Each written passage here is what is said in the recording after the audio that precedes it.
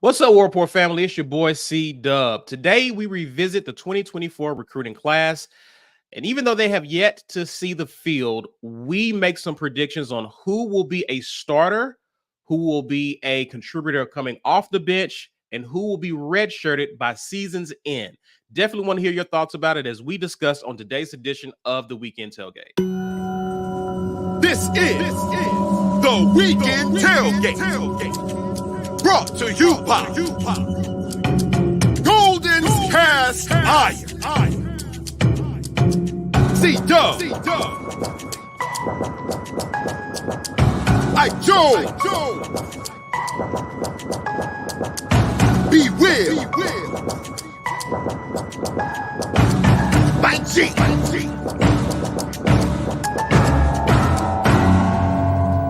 You are now listening to. Yes, indeed. Happy Sunday. Welcome, everyone, to the Weekend Tailgate, courtesy of our show sponsor, Golden's Cast Iron. Please be sure to share this video, smash that like button, and subscribe to those who are new to our channel. Again, we want to send a special thanks to Golden's Cast Iron for being a sponsor of today's show. And one of the ways that you can help us is by helping our sponsors. Please head over to goldenscastiron.com/WR, where you can use code GETYOUWEIGHT UP to get 15% off of weights, or code TWR to get $65 off of a fire pit or Kamado grill. Again, special thanks to them for supporting us and supporting some of the amazing content we've been able to provide to you guys. One of the things that you can do is get yourself a green name. Guys, who's going to tell us about how to get a green name? I'm going to tell you about it. Look, guys, we talk about this every live stream, and you guys have been doing an amazing job doing this. So let's do it about 200 more times in the next hour. Hit that join, hit that patron button. It's actually a join button, but you can become a patron for $5.99. Media Days is coming, and boy, do we have some things planned for Media Days. You want to be a member during Media Days, I promise you, because we're bringing you guys some special stuff from Dallas, the Omni, and downtown Dallas. Myself, Ike Jones, and C-Dub remotely. But we're tag teaming this, guys. Also, you can give the gift of the War Rapport by hitting that gifted membership button. I know y'all see it. Give the gift of the War Rapport. We've been getting emails, guys, from people saying, hey, I got my free membership. Well, when it comes time to renew that, because you're going to want to do that. Trust me. Check us out on podcasts, every single podcast platform, Auburn Express, Up Tempo, College Loop, and Just a Sec. Also want to re-thank show sponsor Golden's Cast Iron. Visit goldenscastiron.com/WR. That URL is important so they know that you came from the War Rapport. Guys, we need you to go to Golden's Cast Iron, support them. They've been great sponsors for the last 11 months.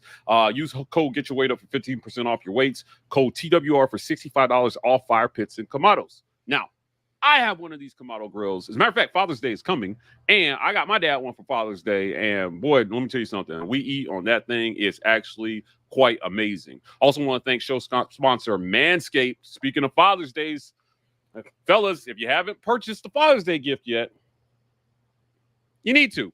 Today's episode is brought to you by Manscaped, the leaders in below-the-waist grooming. Maybe your pops has had a bush since the 70s.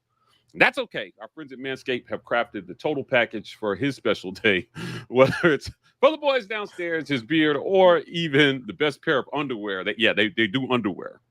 Manscaped has his bases covered. Head over to manscaped.com and get 20% off plus free shipping with code Rapport. From daddy to zaddy, trust Manscaped. Okay. Before we get into today's show, it's always good to have Black Jesus with us on a Sunday. Really every day, but Sunday especially. He says number 3 looks good on Perry, but Black next Jesus. Year after... I thought, like, where is he going with this? Number 3 looks good on Perry, but next year after Peyton Thorne leaves, he will be number 1. And I think something came out on Twitter about what jersey number he should select. I actually started this one, guys. I don't know if you guys have had a chance to see Coach Prime's reality show. No. And he was talking to his team about, hey, if this guy wants this jersey number and this guy wants his jersey number, you guys are going to have to really compete for it. Whoever's playing the best, performing the best gets that number. And I'm just curious, if a quarterback and receiver wants the same number, how does that work? That's just one of the questions I would ask Coach Prime on that, right? Because you would think it would be same position groups competing for different numbers, but what if it's people who work together on that? How would that work? Yeah, I'm dropping you dimes, bro. No, I'm catching your whack ass 50-50 balls. Yeah. Right. Like how does that work? I'll Yeah. just be curious about that. But it made me think about that when I saw Black Jesus' comment there. But let's get into it. We're here to talk about the 2024 recruiting class, Hugh Freeze's first full recruiting cycle, top 10 recruiting class. We want to look at some of these guys and kind of make a projection or prediction in terms of where we think they'll end up by the end of 2024, by the end of the regular season. Will they be a starter? Will they be on the bench? And by bench, we mean a contributor. Like they have burned their red shirt, even though they're not a starter, right? Or will they be redshirted? And I guess there's some nuance there. Like, will they ever even see the field as a red shirt, or will we see them for about 2 or 3 games? Yeah, you could play 4 games and then right. Yeah, you can play in 4 games and then be redshirted. So we can talk about all the nuances in between those 3 categories. What side of the ball would we want to start with first, gentlemen? Let's start on offense, baby. Let's get right to it. I think the offensive one is going to be. There's less players, number one, but I think that there's more that we can just get. Like, yeah, we know this one. All right. Well, I'm gonna do a quick review of who on the offensive side of the ball was recruited and who was a part of this class, and we will talk about them from there. We got Cam Coleman, obviously, wide receiver, Perry Thompson, wide receiver, Malcolm Simmons, Walker White, Bryce Kane, Favor Edwin, and DeAndre Carter on offense. Now, gentlemen, let's start with Cam Coleman. Yeah, he's going to be a starter before the end of the season. Yeah, he's pretty much a day one starter. I would say he's going to start probably day one. So yeah, they might have a Game of Thrones type announcement for Cam of House Coleman, first of his name, king of the SEC kingdom, protector of the 50-50 ball, lord of the wideouts. Pretty easy with him. Yeah, Perry Thompson. What about Perry Thompson? Okay, hear me on this, right? I'm going with bench. I'm going with bench. So he'll play, but he will burn his red shirt this year. Yeah, I can agree to that because of the acquisition of Keandre Lambert-Smith and what he's going to mean for the outside. I could see that being the case for Perry Thompson. Ike, remember what we told people a few shows ago? Ike and I talked about this yesterday. If they play less 12 personnel this year, I expect to see some 11 personnel, which means Robert Lewis played on the outside in the spring, but we're expecting him to move to the slot for sure and have Lambert Smith and Cam Coleman at the 1 and the 2 on the outside. Yes. That's my expectation today. Right, correct. Yes. So, I know a lot of people thought Sam Jackson was going to come into the SEC, tear it up as slot receiver, but he's going to get bumped down that slot. Who said that? Depth chart. There have been people. Yeah. Like, oh my God. Right. No, but Robert Lewis is going to be a really good slot receiver. I think he's going to be a solid slot receiver in this league if they can get the ball to him in a good position. But Lambert Smith, again, a guy who led a Big Ten team in receiving last year, he's going to get you don't come here unless you're guaranteed to be a starter. Right. And I know for a fact he was supposed to take a visit to USC, and there were some other schools that he had on his list. Look, man, Lambert Smith's going to start, and then Cam Coleman, the obvious, right? You're Hugh Freeze. You're advertising with Cam Coleman. You're recruited a top 5 player in all of college football. He's not going to sit when all everybody did last year was complain about the receivers. He's playing. Yeah. So, to me, Perry Thompson, he missed the spring. And this is why this is in a wider discussion. He missed the spring. Right. And you just got to give him some time to catch up. Now, for Hugh Freeze in our interview with him admitted Perry Thompson was more physically ready for SEC play than Cam Coleman was.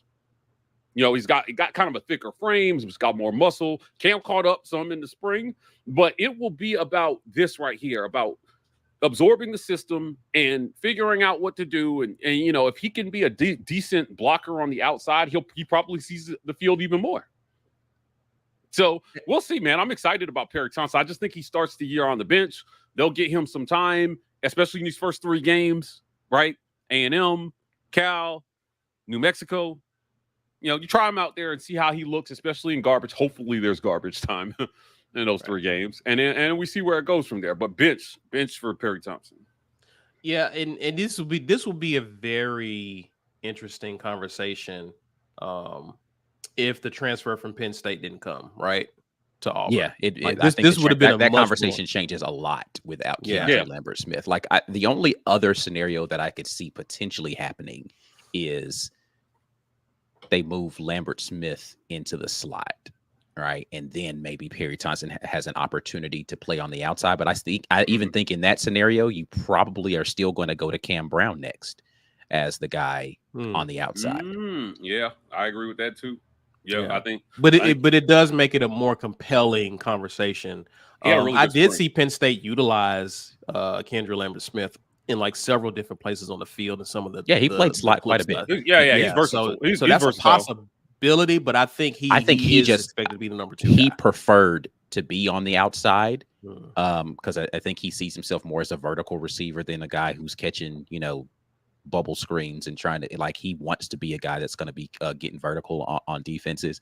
And I think that was the pitch to him to come here was like, yes, this is how we're going to use you. You're going to be a guy who's going to be our deep threat. You're going to be a guy who's going to be threatening the post. And they probably showed him clips of Caleb Burton, making the deep catch at Maryland. Right. And, the opportunities that they had on the field last year with Amari Kelly, where he dropped the deep one versus Vanderbilt. That's probably the way that they said, hey, we can get you in these opportunities. Come here and make a difference. Yeah, especially if you're going to play a bunch of 12 personnel, right? Correct. And I think that's the bigger thing is, like, if you're going to play less receivers, he's going to want to be one of those 2 on the field. Yeah. If you're only going to put 2 out there, then you promised him he would be first in line, right? So Lambert Smith, I just wonder how quickly these guys will develop chemistry, because you know what I mean? That's where him and Perry are kind of on the same footing. Right. Is they're both just coming in.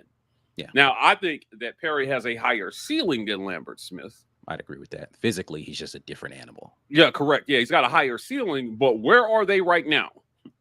Right now, Lambert Smith is a guy with a bunch of college football experience at the Power 5 level, and you got to play him. He brings experience to the room that you can't really teach. You can only acquire that over time. So Perry Thompson, man, I think I'm excited about seeing what Cam is getting a lot of the hype coming in, but honestly, Perry Thompson is the thing that will allow Cam Coleman to be Cam Coleman, because you have a serious threat on the other side of the field. Right. You got 2 guys, right? So if that safety is trying to play Cam over the top, Perry Thompson should go crazy. Yeah, or they're going to have to play a bunch of 2 high safety, which means that you're leaving again. This the is tight ends. The tight ends. Fairweather becomes absolutely unguardable at that point in time. So it's that you have enough tools at your disposal to be a very potent offense. For sure. All right, we talked about the 2 receivers that we think will definitely see the field. Let's talk about the other half of the Freeze 4. Malcolm Simmons. Recruit as an athlete, talented guy. Yeah, I don't think he starts. And I'm really on the fence here as to whether or not I think he's going to redshirt. Just the only thing I think that puts him in position to play immediately, I think, is he does have some of that. Let's put him out there and just get the ball in his hands some kind of way, similar to what Jeremiah Cobb was last year, where he wasn't an every down running back, but they had packages that they put him in there for. And I think that he might factor into the return game a little bit. So I'm going to go with bench here for Malcolm Simmons. What I'm leaning, so I'm like it's razor thin for me between redshirt and bench for Malcolm Simmons. Here's the uncomfortable truth that a lot of players don't want to deal with in today's college football. Most of them would benefit from a redshirt year. They would. A lot, more players would benefit from a redshirt year than they think. So I'm going redshirt on this one, guys. I'm with Ike. Like, it's close because Hugh Freeze is going to want to put this freshman class on display for the world. Yeah. However, right, I think there will be limited opportunities depending on the formations that they send out there. And he's got some guys clearly in front of him that have to bomb all the way out before he gets to the field. So he'll be a guy of the future. And the other challenge I think that they have with and we'll get to him as well, with him and Bryce Kane is that how much do these guys need to see the field to feel confident that next year, right, they're going to step in and play a larger role in an expanded offense? Yeah. Because the transfer portal, boy, I'm telling you, the transfer portal is going to be the gift that takes away more than it gives.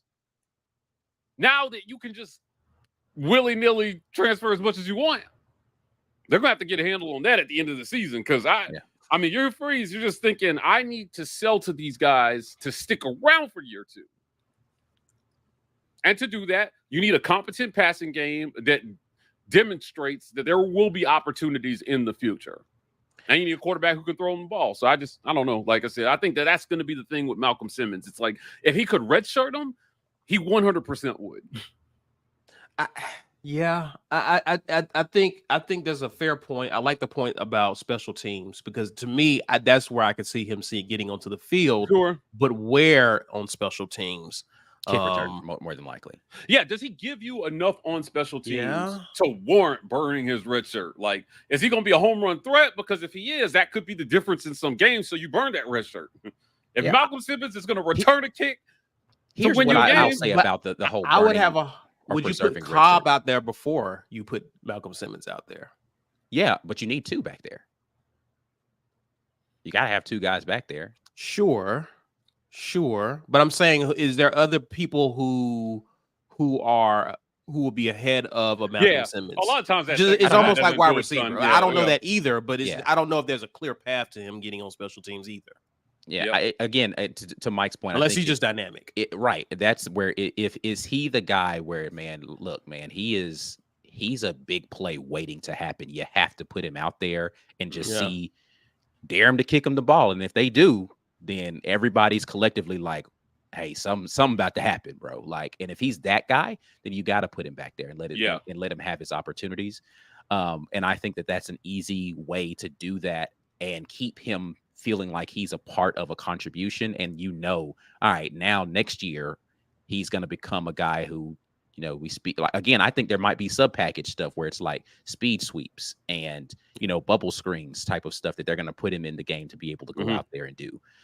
So I think that I think physically he's more ready to do that sort of contribution. And so he can go out there and do that. And those things don't require him to learn an offense. It doesn't require him he just needs to know, I'm getting the ball on this play. They're going to turn, or I'm going to be the decoy on this play. Like, that's really all you have to do. Let his God-given ability take over. Does Malcolm Simmons remind you guys of Laquan Treadwell? Malcolm Simmons? Yeah. Nah. No? Is it just me? Okay. Yeah. What are the similarities? In what way? Just kind of like how Freeze might actually utilize him, moving him around, slot receiver. Like Laquan Treadwell did, and he was a special teams guy as well too. I think Treadwell was. I don't remember. He was a big body receiver, I thought. I think he did some special. Yeah, he for some reason I imagine him kind of playing like Laquan Treadwell.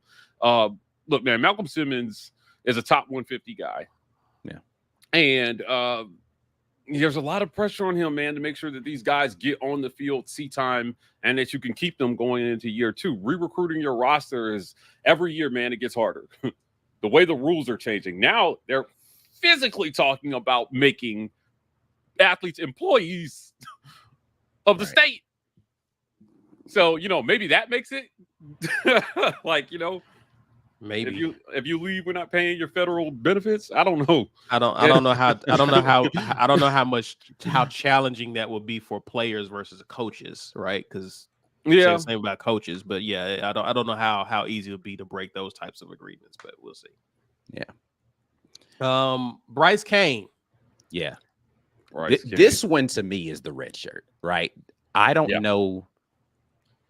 that physically Bryce Kane is ready to play right now. I think he's a really good athlete. I think that he is got some elite speed. But I just don't know if he's physically ready to go out there and play enough to burn his red shirt. And so I don't know. He was here in the spring. Yeah. Yeah. He Versus looked like, Malcolm Simmons No, Malcolm enrolled was here. this summer. He was here in the and so spring. Yeah. this is where I go back to what Mike G was just saying. Like, whose spot is he going to take?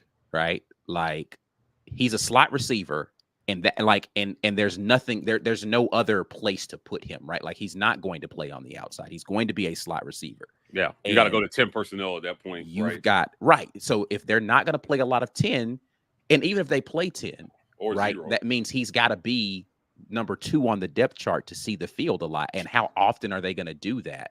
Because right now, I think he's 3rd on the slot depth chart, behind Robert Lewis, behind Sam Jackson. I think Bryce Kane is number 3 on that list.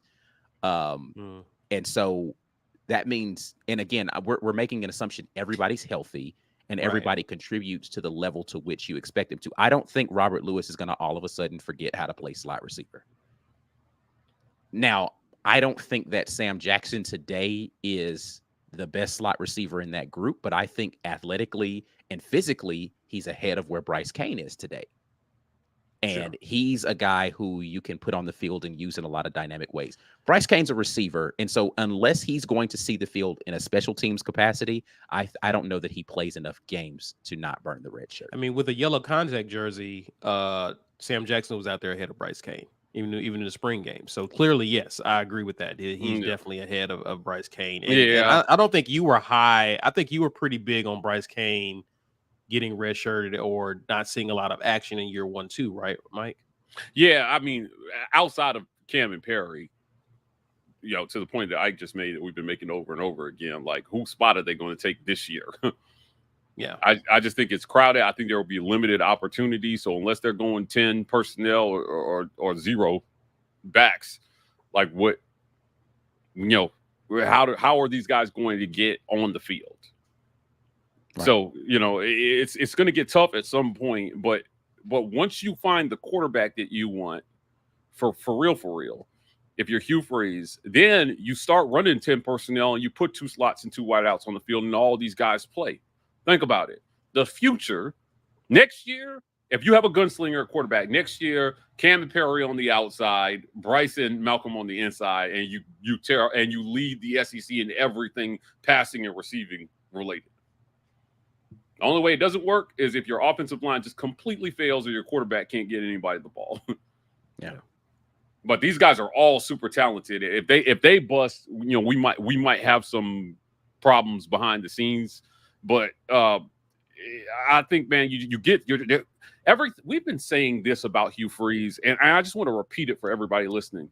This staff is trying their damnedest to get to 2025 any way they can because they feel that is the year that they're going to have what they need to expand this offense to what Hugh Freeze is used to doing. They knew they were going to have it year 1. They were doubtful about year 2. But by year 3, they understand they've got to be pretty much there. Yeah. That's today's college football. And now you have a 12-team playoff. So it's not even like, oh, you got to win the SEC by year 3. You got to be one of the best 4 teams in the SEC, and you're in that playoff, guys. 4 SEC teams are going to make this first 12-team playoff, mark my words. 4 of them are going to get in. Georgia's going to be in somehow, right? Ole Miss and Missouri, to me, have a good chance to get in. I agree with that. Right? And Alabama is going to completely fall apart in Caleb DeBoer's first year. I'm rooting for that. Yeah.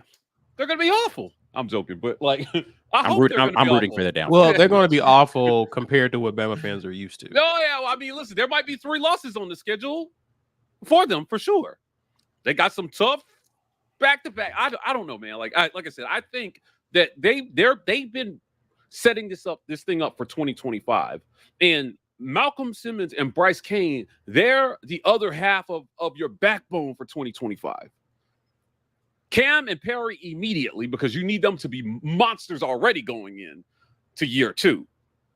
But Bryce and Malcolm will have a chance to come in smarter, more physically ready, fully understanding what's expected of them.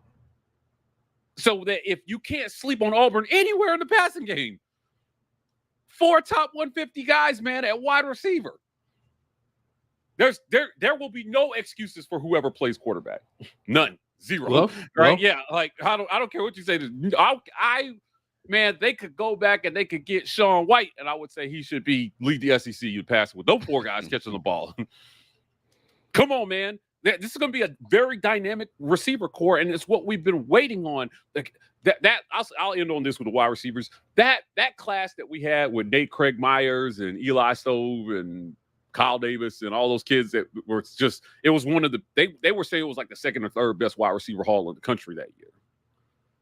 That's what I think a lot of fans were expecting. They were like, yo, like we went out, we got some dudes at wide receiver, and it didn't pan out. Now, some of that is on the kids. To me, a lot of that was on Auburn because the passing game was more a mess than it was good over Gus's tenure, if you ask me. Sure. But the excuses are not going to be there for the quarterback in 2025. Whoever you are, you got to get the ball to these guys, because if we start throwing the wide receivers under the bus, I'm going to lose my mind. There's no way 4 top 150 guys are going to be busts unless you're helping them bust. So, no, all these guys are going to be good. You mentioned receivers. Let's talk about the position that would get the ball to the receivers. Let's talk quarterback with Walker White, who is at the center of this class. One of the bigger pickups in this class. Mike G says redshirt. What say you, sir?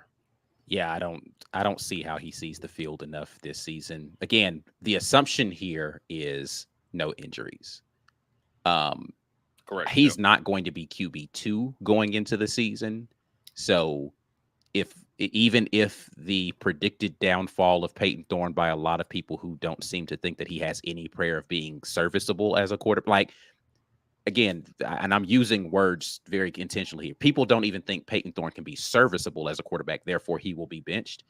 If that is the case, it's still not going to be Walker White next up to the plate. It's going to be Hank Brown more than likely.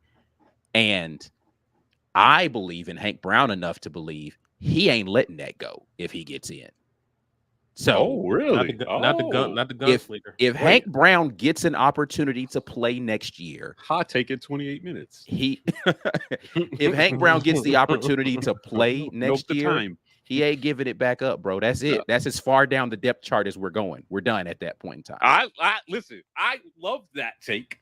We need that energy on a Sunday. So let's repeat that for everybody. If Hank Brown gets in the game, Ike says he's not giving the job back. Nah, he's done. It's done. We're done. We're done with a quarterback. That's it. Yeah. Okay. Okay. I love that. I just think that Hank Brown is that intelligent a quarterback, and he has the physical tools. I just do. Okay. Yeah. And I know it's a very small sample size, and it was against backups versus whatever, bro. I know what I saw. Well, okay, but I saw decision making, I saw a big arm, I saw a willingness to let it fly. I saw him putting catchable balls on guys and giving them ability to run after the catch. I saw him do those same things. Now you saw the freshman in him a little bit, the redshirt freshman a little bit in an A-Day where he was like throwing the couple where it's like, hey, that's not where we need to go. I get it. I get all of the reasons why he may make mistakes out there, but I think if you give him the shot, it's a wrap, bro. Like, yeah, look, if people are going to fry Holden Geriner for his small sample size and hold that against them, it either matters or it doesn't. I guess that's my point. Right.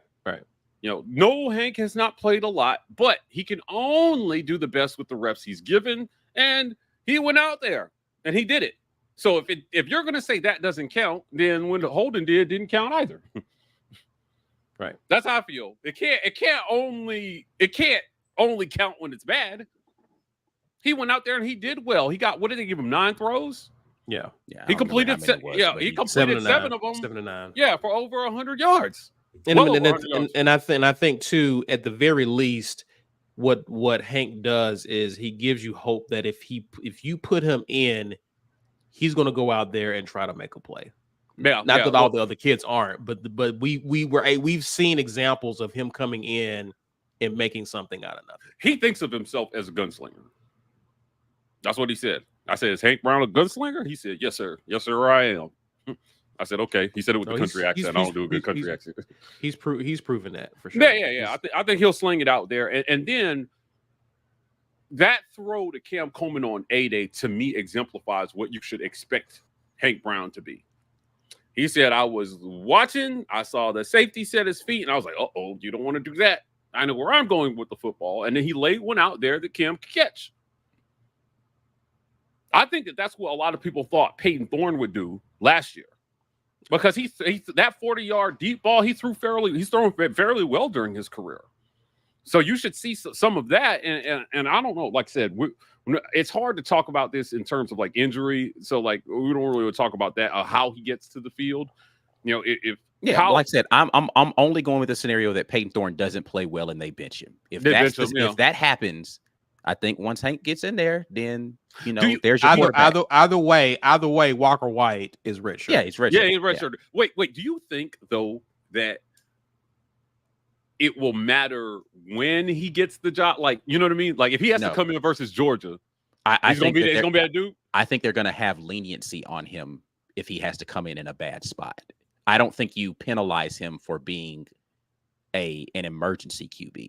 So and this isn't a forecast of how well he plays. This is me saying he plays poorly against Georgia. That doesn't mean that he's not a good quarterback, because I think he's going to light it up in the future. They're not going to pull him out at the Georgia game and say, all right, well, somebody else go in there and save us. Like, no, it's just going to be, we're going to ride it out with him. We're saying Walker White redshirt, but I think that the scenario you're talking about has implications for Walker White headed into 25 and beyond, right? Like, because Hank's young, so if he plays well and you're Walker, not only are you redshirting, but you might not see the field for another year or two. Yeah. Very true. Sure. Mm-hmm. All right, gentlemen, let's get to the last two. These are offensive linemen, Favor Edwin and DeAndre Carter. What say you guys about Favor Edwin? I think Favor Edwin redshirt. I think he redshirts. I think DeAndre Carter redshirts actually. I'm on the fence about Carter in terms of bench. Okay. Now, we saw some people have to step up. Same way Connor Lew kind of got thrown in to the starting lineup last year. I'm not sure the O-line is deep and experienced enough that we can write off. Yeah, that we can write off. Yeah, like, I mean, again, injuries happen on that O-line. As a matter of fact, it was injury that got Connor Lew in last year, wasn't it? Yes, Avery Johnson got injured. Yeah, and so I don't know. Offensive line has been a hot topic since the days of Bo, and I think that they will try to bring him along as quickly as possible to make sure that he's ready to play. And I could foresee a lot of scenarios where he's needed this year. Yeah, I would say redshirt for both. The only reason this becomes more of a thing for me is because he wasn't here. If he were here this spring, I'd probably be a little more inclined to, okay, he's going to see the field a little bit more. The only other thing I'll say about this is we haven't seen the emergence of anybody at the tackle positions that we're like just a wow about, right? Yeah. If he can play tackle in the SEC, then he may get an opportunity this year to do that. But yeah, I'm going to go redshirt as of today. I'm going to go redshirt as well. Again, Auburn has brought in some young guys over the past year or two. I'm thinking of guys like Dylan Cinda. I don't know what he turns into. You got Clay Wheaton. You got a few guys who've been in the system a little bit longer, who are young, talented, very possible. Injuries, you just never know what'll happen. But yeah, as of now, I would say redshirt for both of those two linemen. Definitely want to hear from you guys, especially if you're watching on replay, to hear your thoughts about this. While you're watching, please share this video so that others can join in. Smash that like button and subscribe to those who are new to the channel. Let's pay some bills and come back and talk about the defensive side of the ball for the 2024 class. This edition of the War Rapport is brought to you by our generous sponsors. the Opelika Rage Room in Opelika, Alabama. The Rage Room is a place where anger and stress find their ultimate release. Call or text 334-777-6688 to set up a session today, or check them out online at opelikaRageRoom.com. Golden's Cast Iron. Whether you work out, grill out, or chill out, you deserve the best life possible, and Golden's Cast Iron is here to provide the tools to help you do it. Check them out at goldenscastiron.com. I want to thank everybody for joining us this fine Sunday afternoon here at the Weekend Tailgate, brought to you by Golden's Cast Iron. Guys, look, become a member. Got lots of great content coming for you guys for media days. Also, hit that gifted membership button. I don't think we have any yet donated, but not yet. I trust you guys to get some donated. Every live show you guys do this. We appreciate everybody for helping us build our community. That allows us to continue to bring you guys a lot of the amazing interviews and the other stuff we do outside of the live streams, including film reviews and office hours and things of that nature. Check us out on podcasts, every single podcast platform, the Auburn Express, Uptempo, College Loop, and Justice Deck, bringing you guys lots of hot fire and audio only content. So if you're on your way to work, going to the gym, whatever you're doing, the War Rapport is here with you. We'll be in your AirPods, telling you about what's going on Auburn football. Want to thank show sponsor Vintage 2298. Vintage they've been sponsoring our firesides and stuff, but they've come on as a regular sponsor, so we really want to thank them for sponsoring us. Go check them out at 2298 East University in Auburn, Alabama. They're over by the mall. It's like if you're over there by the mall where the theater is at, that's where they're at. And let me tell you something, this is the best place to eat in Auburn. So fellas, if you want a special night out with your lady in the Auburn area, Vintage has got you covered. They've got a premium menu there with all kinds of meat. Look, we like the elk at Vintage. So our guy Randall Baldwin over there doing the Lord's work. We host a lot of our mix interviews here at Vintage. So definitely want to thank them. And again, last but certainly not least, goldenscastiron.com/rapport. Use code Get Your Weight Up for 15% off your weights. I got some of these at home. And code TWR for $65 off fire pits and Kamado. I have this at home too. So Father's Day is coming. Get your dad a gift that will last him a lifetime by going to goldenscastiron.com/WR. Make sure you use that URL so they know you came from us. And get your father something that will last him. These are lifetime products at Golden's, man. I'm telling you, that cast iron, just ageless. Indeed. Can y'all hear me? Yes. Okay, good. I had an issue with my mic. All right, guys. Let's get to some of your comments before we get into the defense. Ed Darby says Walker White is break glass in case of emergency. Yeah, I agree with that. Agree. He's the axe in the glass. Got it. James Burnett says Perry will take somebody's spot probably by game 3. By game 3. I can't see that happening. By game 3. That's whose spot? So that's New Mexico. Is that New Mexico? Yes, Mexico is game 3. Yeah. I don't know. Listen, I think Keandre Lambert Smith is. Yeah, so you're saying Keandre sucks.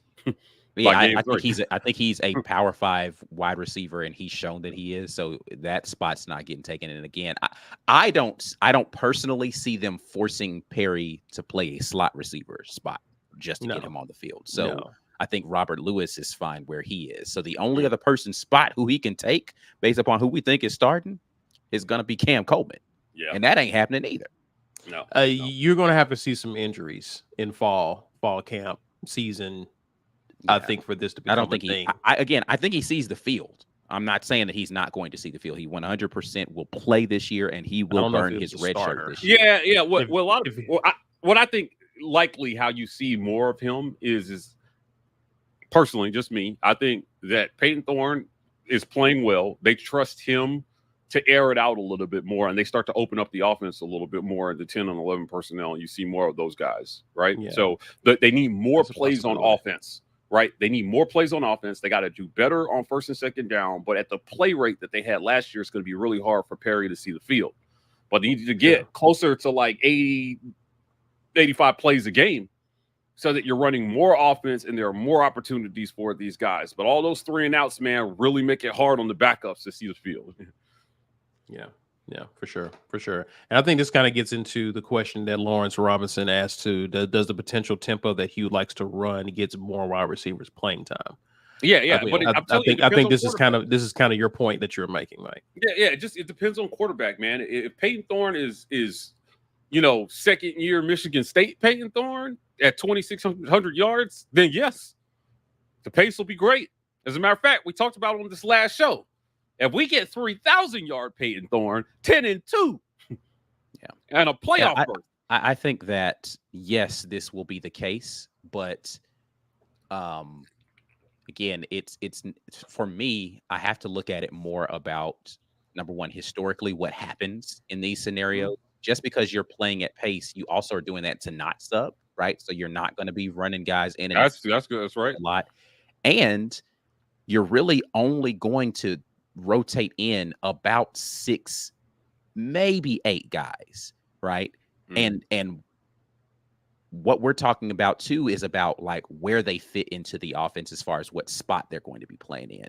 And so there are 4 wide receiver spots on the field. You're only going to see 2 to 3 of them play on a consistent basis. And it's going to be you got to look at the 2 deep and the outside receivers. Right now, if you're asking me to give you a projection, on one side, you're going to have Cam Coleman and probably Cam Brown as the 1-2 on the outside. On the opposite side, you probably have Keandre Lambert-Smith, Perry Thompson. And then in the slot, you're probably going to have Robert Lewis and Sam Jackson. So that's why I'm like, okay, so in order for this to happen, they're going to have to play 4 receivers, which means they likely kick the guy that's number 2 in the slot over to be the number 1 over here. So that means Sam Jackson is there. Then you have a chance for Bryce Kane, Malcolm Simmons to get in there and play. But that means you got to play a lot of 4 receiver stuff, which I don't see happening. Yeah. So I don't know where the numbers work out. And I question who's the guy that slides down the depth chart in order for these other guys to slide up. And I just don't know. What it is. Yeah. The whole Sam Jackson thing. I know I've been accused of being a Sam Jackson hater. I just don't. A converted quarterback is going to start over all these top 50. You know what I mean? I think you'll have a chance to help this team in some ways if things go as planned.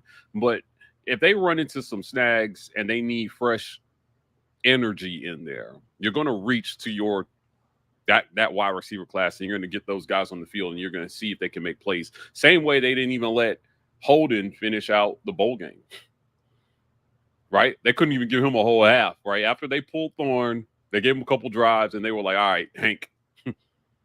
I think that you'll see that with these guys. So, like, there will be opportunity, I think, in some ways. But if things go as planned and Auburn's having a good season, it won't be because they're pulling guys off the bench. I think it's going to be because Plan A went well long enough, meaning Peyton Thorne plays well, Cam Coleman is the dude you think he is, and Lambert Smith plays well too. James Barnett says, I'm telling y'all, if Hank plays in anything other than garbage time, Peyton Thorne is done as an Auburn QB. You know what's crazy is I have become that's the defender of Peyton Thorne.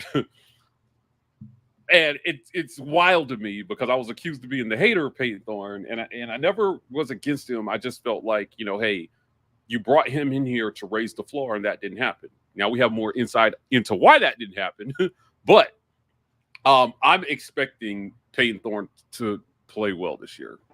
Well enough. I'm expecting Peyton Thorne. I'm going on record. I'm expecting Peyton Thorne to play well enough this year to start and finish the season as a starter. And I think that they have more of the stuff behind together behind the scenes that will help him do that. But it's difficult, man. If you call a bad play, man, and you send your quarterback out there expecting him to save you, there's only a few guys in college football that can really do that. Cam Newton was that guy, just whatever the play was, if it broke down, he'd find a way to make something happen. I don't think that Peyton Thorne is that guy. But if they have it together, I think Peyton benefits more than anybody on this offense. From a good, you know what I mean? Like from a system revamp over what we saw last year. Peyton's going to be the primary recipient of a lot of good things. Wesley Hilson, we appreciate you Hey, gifting there's War 5. Rapport 5 War Rapport memberships. Appreciate you, man. Been real consistent with that. Let's get into the defense, guys. There's other comments you guys have made, but we're in the interest of time. Let's get to the defensive side of the ball. Let's look at who we got here. Just a recap: DeMarcus Riddick, Jermonte Waller, Joseph Phillips, T.J. Lindsey, Jalen Crawford, Malik Blockton, Caleb Harris, Kinsley Faustin, D'Angelo Barber, Amon Lane, and Amaris Williams. A very talented group of players there for our 2024 class. Let's start off by talking about the very top, DeMarcus Riddick. What do we think, gentlemen? The defensive stuff is going to be so much more difficult for me. DeMarcus Riddick is another guy who I think is supremely talented. I'm going to have to go Redshirt on this one, though. Redshirt? Yeah, I am. I am. So I'm going bench. I mean, who is he? Where is he rotating in to see Austin the field? Keys, Eugene Asante. You got Dorian Mousy. You got Robert Woodyard. And those right there, I think, are the 4 that are going to rotate in most often at linebacker. And I think DeMarcus Riddick is supremely. This has nothing to do with his talent. This has everything to do with. I just think the guys that are in front of him are going to play more. Yeah, I don't know exactly what the science to this is. I just know when the storm is brewing, God will find a way, and DeMarcus Riddick is going to be on the field. I'm going bench here. I think he burns his red shirt, and I think they rotate a bunch of guys on defense to try to stay fresh. There's going to be some pressure on them to produce something close to what they did last year. Now, I've been pretty consistent in saying that I think that he's one of the more underrated guys in this class, in that people aren't talking about him as much as I think they should be talking about him.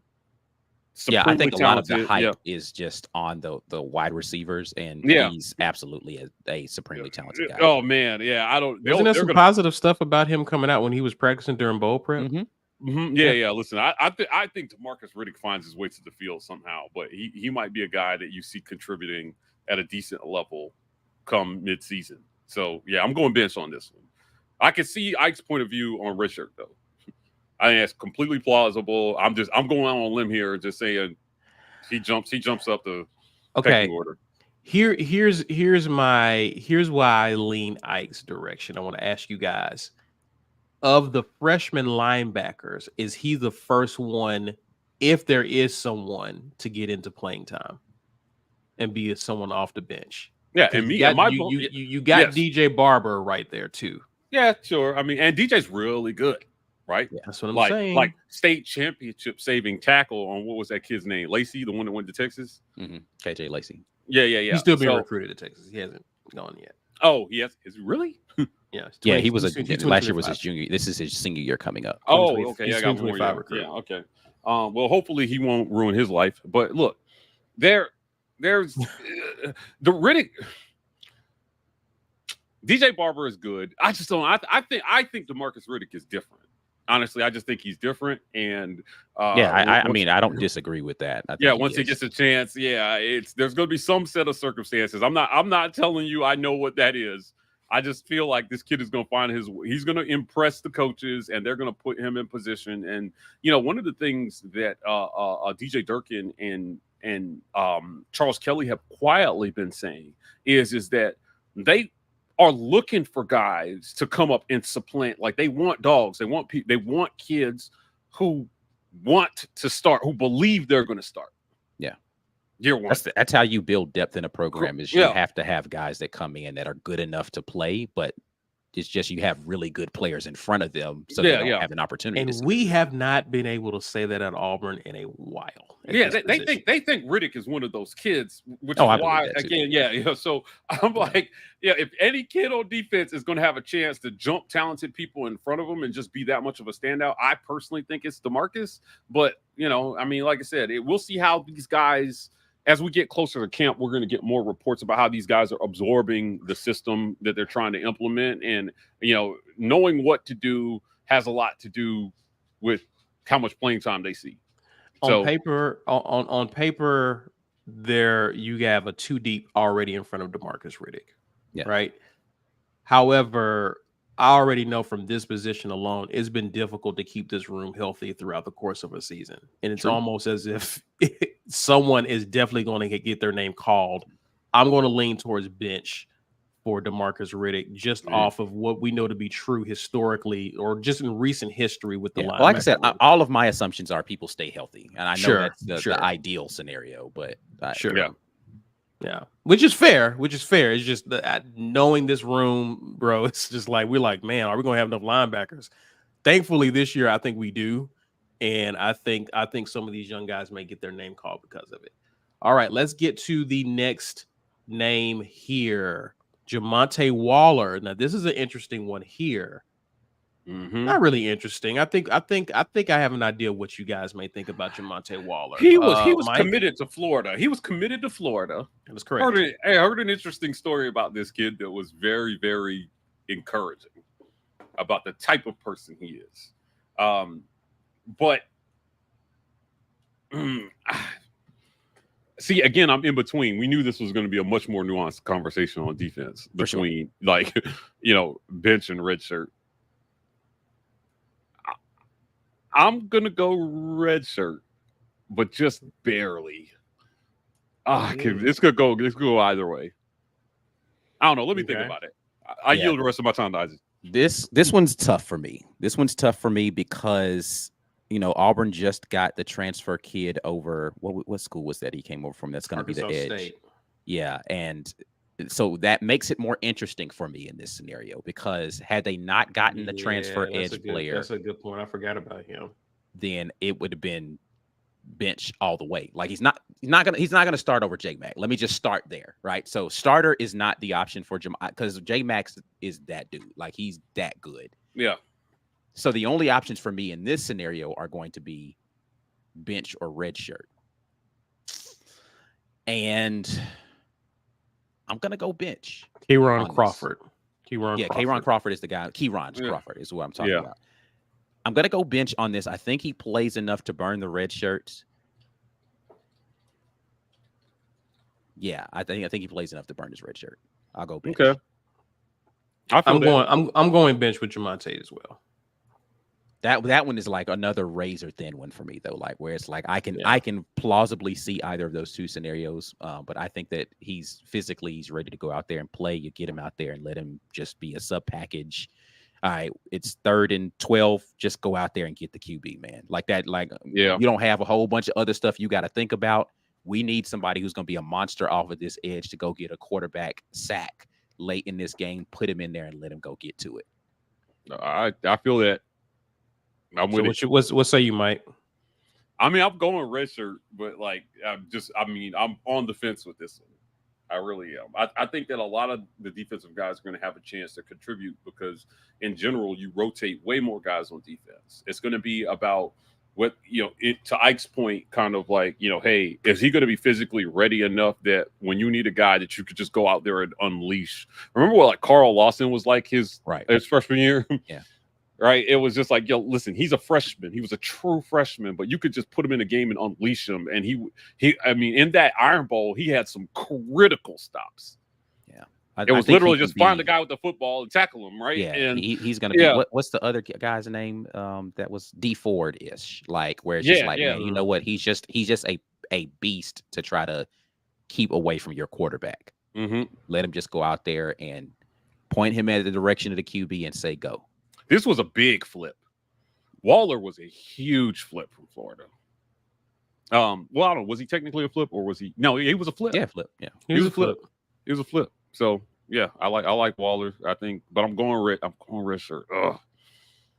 Yeah, this one's tough for me, but I'm gonna go bench by narrow. Because I think he will be the number 3 guy at worst, at this position. And again, this is another position I'm glad to see that we're building depth for in the future.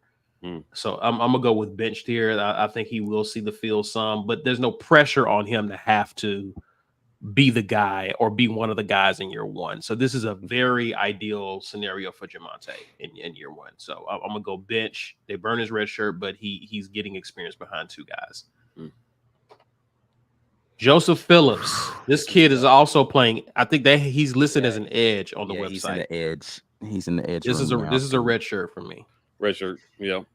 This is a This red one's shirt tough for me. for me as well, but again, I think because of what I said about Jamonte just now, I got to put Joe Phillips into the red shirt category. I think that he's the one of the freshmen in the edge room that will get the opportunity to play first. Yeah. So I'm gonna go red shirt on Joe Phillips, even though I think Joe Phillips is super talented too. Like I loved what I saw Yes. from him in the A-Day game. I was But, excited about this kid when he committed. All right. TJ Lindsey. This one's Defensive tough too. end. I'm going redshirt. I'm going redshirt. I think I'm gonna have to go red shirt as well. No redshirt.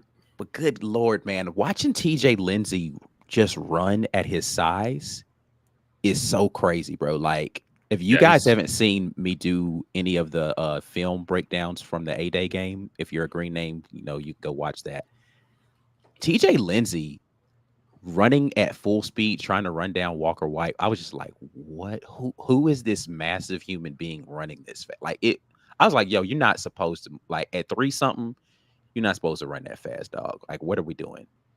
I don't know. Like, this one's tough for me but again, I have to think about interior defensive line are the guys who haven't seen the field, Bobby Jamison Travis, the DJ Reeds, are they ready to contribute? Because your transfers in are likely going to play, right? You're going to have Trill Carter out there. You're going to have Gage Keys out there. You're going to have the kid that we got from Texas A&M / USC. Skip his name. Oh yeah. Escaping my mind right now for some reason. But those guys are going to play, right? And you still have your Keldrick Falk in there from last year. So, like, does TJ Lindsey, Jason Jones, right? Like, there's enough guys that are up there in that 3-person rotation or that 3 spot of defensive end, nose tackle / D end / D tackle, all of that stuff right there in the center of that defense, where you have a 2-deep rotation. Is TJ going to break into that as a freshman? Physically, he's ready to do it right now. I'm gonna say Isaiah Rakes. Isaiah Rakes. Rakes, yes. Yeah. I'm gonna say red shirt. I'm gonna go red shirt here. What did you say, Mike? Red shirt. Okay. So I think we're all in agreement on red shirt for TJ Lindsey. Let's go to the next one here. Jalen Crawford. I say, man, the defense This is a talented kid. Like, this is someone who very people talented. have projected was like, hey, this is a kid who could crack the playing rotation. Yeah. Who do we have? Let's look at all of our cornerbacks here. Keontae Scott. Right. K&Lee. I think I'm going red shirt. I'm going red shirt on this one. JC, Tyler, Kite. Yeah, I'm gonna go red shirt. I'll go red shirt. But I'm gonna go red again, shirt he's too. one who I could see sneaking in there, but I think it's gonna have to be injury that's gonna put him there, as opposed to somebody who's in front of him not playing well. Yeah. I'm gonna have to go there. I'm gonna have to agree with you on that one. When I look at who's in front of him, I'm gonna go red shirt for now. Yeah. Malik Blockton. Woo!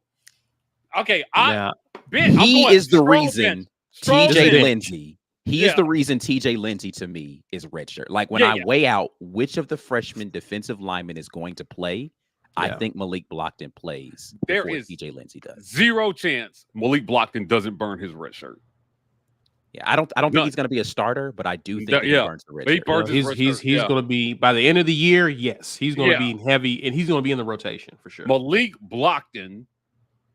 And he looks like a man. I heard he looks like an SEC ready player already. Yeah, Like, I mean, TJ Lindsey does too, if we're being fair. But Yeah, True, Blockton, true. Yeah, Blockton is something different. Like when I saw him at the first spring practice, I remember I was standing next to our guy Zach from Locked On, and I was like, "Yo, what the hell is he on?"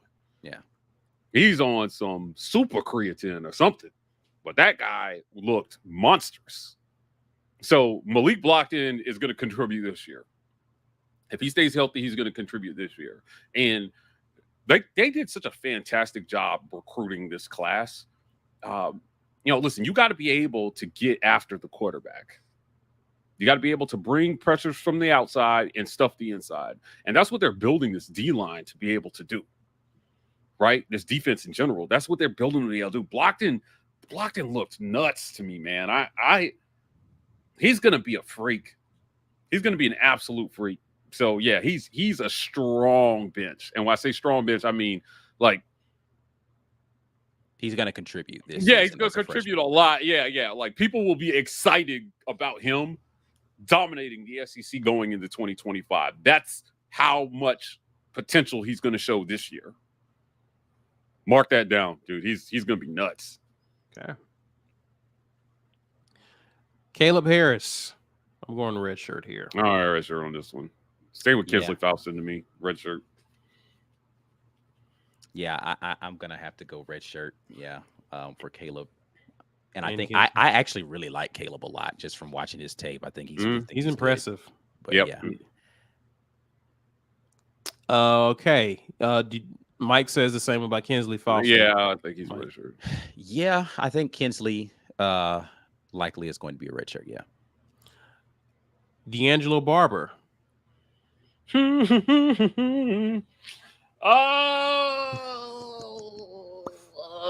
on the fence. I'm gonna go maybe bench. He's a tweener to me.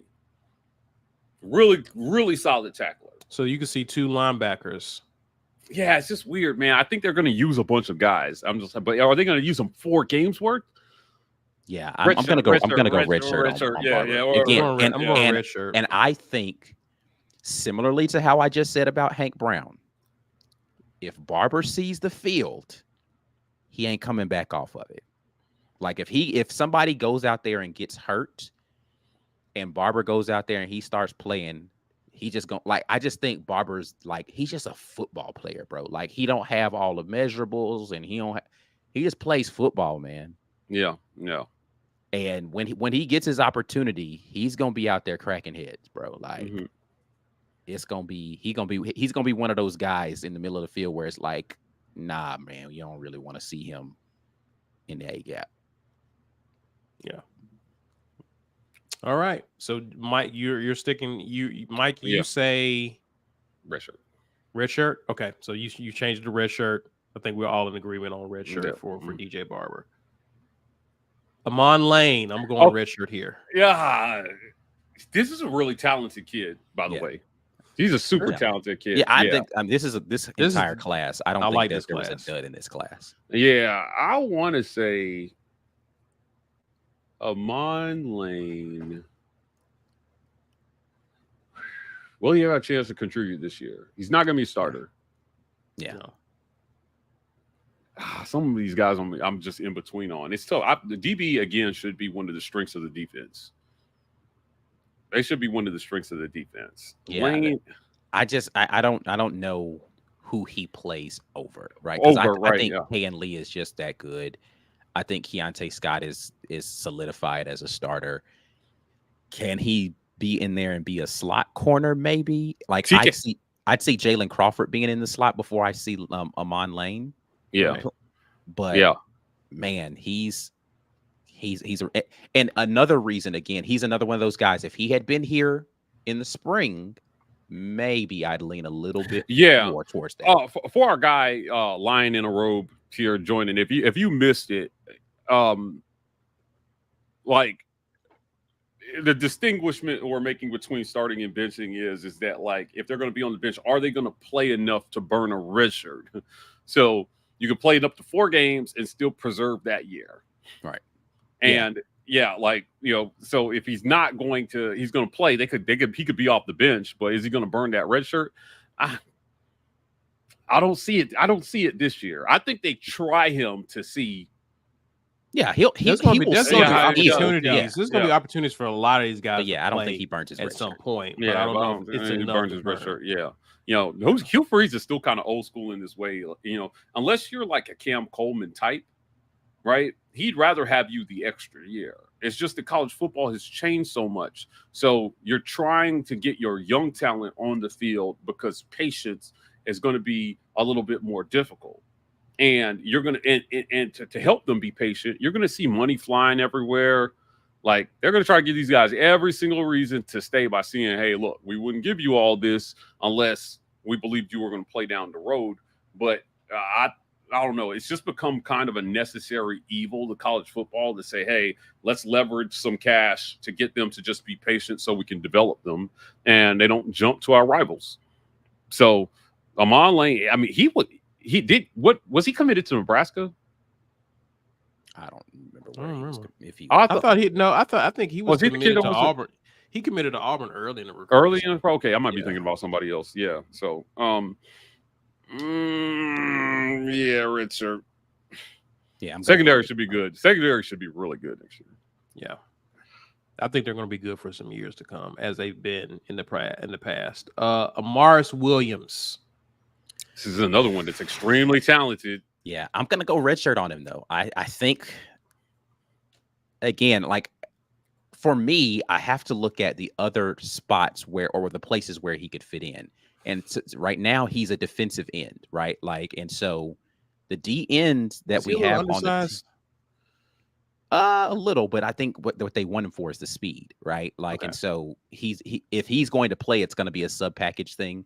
But I think that again, the addition of Keyron Crawford, even though I know he's an edge, but they might slide him over there to play defensive end in sub packages, which is where I saw Amaris Williams getting in. Same thing with Joseph Phillips, same thing with Jamonte Waller. I saw them as sub package contributors, not like every down type of things. I'm gonna go, and he fit like golly, he's a physical freak, bro. Yeah, like man, he is really like he's twitchy. But I'm gonna go redshirt, and that one's tough too. Y'all remember the Land Shark defense? Like I see them bringing it back with these kids. They're extreme. Like he's gonna be. Man, the base that they're laying right now for the defense looks ridiculous in a year or two. And then you've got Durkin and Kelly. If those guys stick around, I think they're going to have Auburn. They're in the next 3 years with this class as a foundation. They're going to field one of the best defenses we've seen from Auburn in quite some time. Yeah, very high on the talent that came in this class. Oh yeah, man, they did a bang up job. Yeah.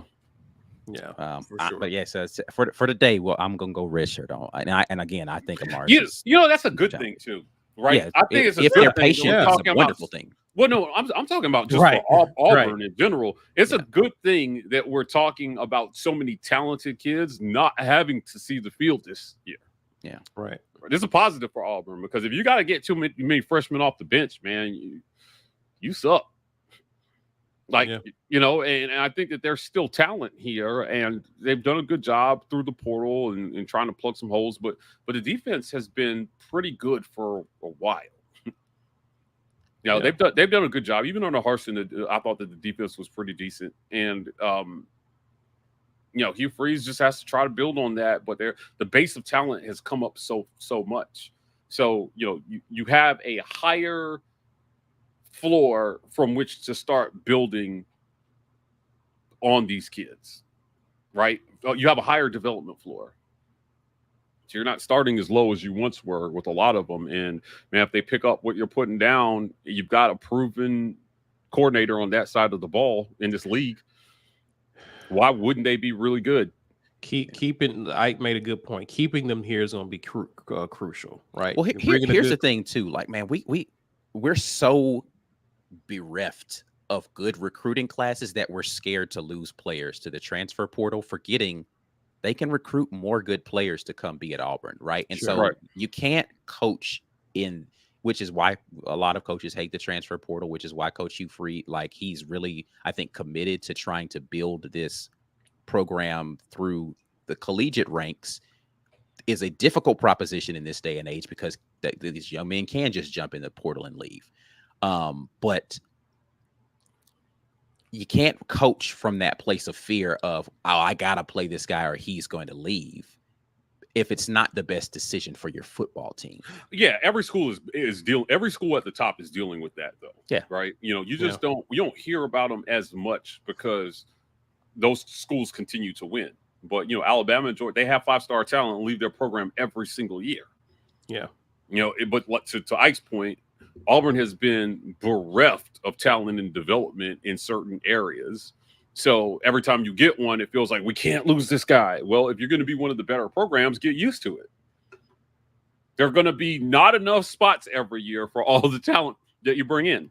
And convincing guys to wait is going to get harder and harder. And you just have to recruit so much that you can just promote the next guy behind him and keep it pushing. This is a great conversation that we're having about this class. Remember 2 years ago when we did this? No. 2 years ago, yeah, 2 years ago when we did this, it was a lot more difficult conversation. I mean, we were sunshine pumping a lot harder, and this is no pump, man. This is just facts on the talent of these kids. But 2 years ago, this was a much harder conversation. It was like, how can I find a way to be positive about this, right? Now, this is easy. To me, this is easy. And I think if you're talking about redshirting extremely talented guys, it means your program is a pretty healthy spot on that side of the ball. Now, look how different the conversation was on the offensive side of the ball. Start, bench, maybe redshirt, right? Like, yeah.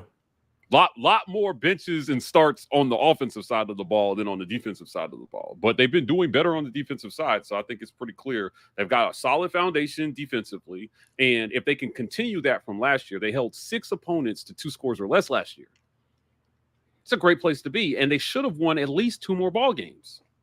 Yeah, but what it also shows, though, is Coach Hugh Freeze had a very strategic way that he approached this. Like, he knew, okay, I don't like where we are in these spots. And so he went and got the best. Like, he knew he didn't like the wide receiver room the way it was constructed. Yeah, he was like, I will not walk into 2024 with my wide receiver room looking like that. Again, not because these young men don't have talent. They don't fit the way I want to play offense. Sure. I got to change. We have to flip that room today. And he went out there and he flipped the room. The room looks nothing like it did last year. You're talking about the size and composition of guys, completely different builds in that room. You're talking about the star rating of those guys coming out of high school, higher average star rating. You're even talking about snaps that you have in collegiate football when you add a Lambert Smith and a Robert Lewis. It's a completely different room. And he made a concerted effort to say, this is what I'm going to do. So I know I can walk into next season with more talent sitting in that room day one. Yeah. He did an amazing job with it. And I think next you're seeing 25, he's saying to himself, this offensive line has got to flip now. That offensive line room is going to look completely different at the end of the 25 class. Yeah, he went to Colonial Bank and got a whole ass cashier's check for that wide receiver room. He cashed Colonial out Bank's on still them. a thing? Yeah, I reference Colonial for a reason, but because of who owned it. But look, man, he told you what he thought a prototypical SEC receiver looks like. Yes, and then he went out and he got that guy. He got a few of them. Yeah, he wants catch radius, and speed. So he went out and he got those guys. Now you need somebody who can get them the ball, and I think that's probably the harder part of the puzzle to solve. You know, are there a bunch of elite quarterbacks at the Power 5 level? Right. Yeah, like they're the schools that are finding them are regularly finding themselves in playoff contention. It's really, really difficult to do it without it. You know, and if you're not going to have that, you need an elite system with elite skill positions around the quarterback. So they're doing whatever they can. I think that he understands that finding that elite quarterback may come once every few years. Bama went on a really, really good run of quarterbacks. We can hate it as Auburn fans, but hell, like, you know, from Hurts on down, they've done well in that regard. A lot of people were ready to write Milroe off after like 2 or 3 games last season. And he ended up just coming up short of making New York. So, they've got to find that. They're still having a conversation about whether or not he should be the starter going in. I don't like the lack of trust that they have in Jalen Milroe is astonishing in Tuscaloosa. Yeah, the bar was set really, really high with his predecessors. You know, but like, what did he do last year to make you say he's not like? Never mind, it's not my program. I'll let Sharice and Smith argue about that. Yeah. So, in my book, you've got to find a guy who can do at least that. You know, Milroe I wouldn't call him a game breaker, But he did what he had to do for them to win games. Yeah. And if you're Auburn and you put enough skill around a guy, at least on that level, and you hope Walker White can be that type. Yeah. I thought, again, Mac Jones, he wasn't the most fleet of foot, but he was super accurate. He was extra accurate. As a matter of fact, he's one of the more accurate QBs in the SEC in the last 10 years, if not the most. But he had a crazy completion percentage, and you just got to find a guy who can do something extremely well from that position in today's college football. So Hugh Freeze is going to try to do that moving forward, offensively, defensively. Getting stops always helps, right? Because you're inevitably going to have that game where scoring is hard. It's the SEC. And the bar has moved, though, in terms of what success will look like in this league. Yeah. You got 16 teams, and you no longer have to win the SEC or even be the runner-up to make the college football playoff. That's a blessing for Freeze here in his second run through the SEC. So attending to Auburn definitely makes the back half of a playoff without having to play the extra game, which is the SEC championship game. Because I think Ole Miss and Missouri would have gone to a 12-team playoff last year. Likely, yeah. I think both those teams would have made a 12-team playoff this year. So you're trying to do what is Lane Kiffin now the floor for making it? It's a blessing for Lane, too, because God knows he can't get over the hump. Yeah. Right. So they just moved the hump for him. Hugh Freeze has just got to do that. Think about it. You could lose to Alabama and Georgia and then not have to play in the SEC championship game and be like, but our only losses were to Alabama and Georgia. Let us in. Yeah. This is going to be a hell of a year coming, guys. This is going to be a very exciting college football year for Auburn. It's going to be interesting. I'm curious to see how these guys, how they shake out in terms of our roster and where they fall in the depth chart. We'll definitely keep our eyes locked in on this. Any other comments before we close out, gentlemen? Yeah, sure. I do respect you guys haven't blocked me yet, because most channels do that instantly. So respect, so you just go around trolling, just trying to get blocked by people. And that's just your whole thing. Yeah, as long as you don't name call, where you. Yeah, listen, I have. You can come in here and tout whatever you want to about the teams that I don't care nothing about. Like I said, as long as you're being respectful.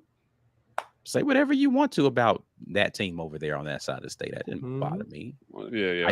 I just think that you're a little kind of sad, and so I don't. I don't feel sorry for you. Yeah, in a weird way. This is your small moment of happiness. I don't want to rob you of that. By all means, do what you do. I mean, I'd rather you actually contribute to the conversation. But if you just want to come in here and repeat Bama's record over and over again, have fun. It doesn't bother me at all. Yeah, all right. And if you're looking for a good Bama show, our guy Stephen M. Smith is over there. He's not my guy, so yeah. Don't say our guy. giving y'all Bama content. Him and I do the same radio show every week down here in Columbus, so he comes on right before me. That's Mike's got in. That's not. Yeah, I don't know. I don't know. I can't vouch for that man. I don't know him. All right. Yeah. Anyway, I just don't. There's no Bama people I affiliate with. I just don't like. I'm married to one. I'm done. There's no Bama people I affiliate with. I've done my job. Contribution to society. That's it. I'm done. I'm full. Wife is the alpha and omega. Yeah. I'm full up on Bama people, bro. We done. Hilarious. I know quite a few. But shout out to Funny Man, because he is my dude. Funny Man is my dude. I know quite a few Auburn fans that made that decision to marry Bama. I got a few homies that I married Bammers.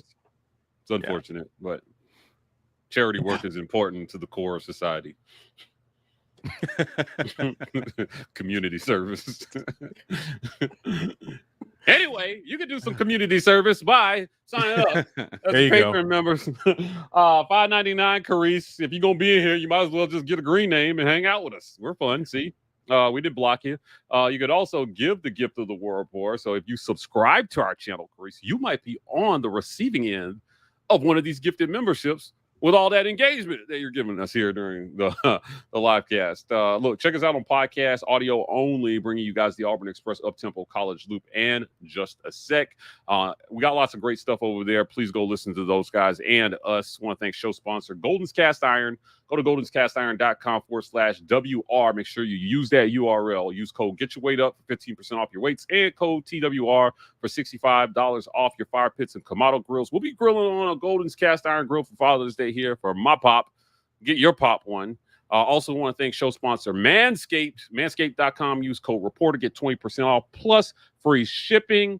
You guys know that beard trimmer that your dad's been using since you were in grade school? Yeah, it probably needs upgrading. So they've got the Beard Hedger Pro Kit, the complete beard maintenance kit for all the bearded kings, from daddy to zaddy. Manscaped.com. Use code REPORT, 20% off plus free shipping. And last but not least, Vintage $22.98. If you're in the Auburn area and you're looking for some good eats, Vintage has you covered. We do all of our mix segments there.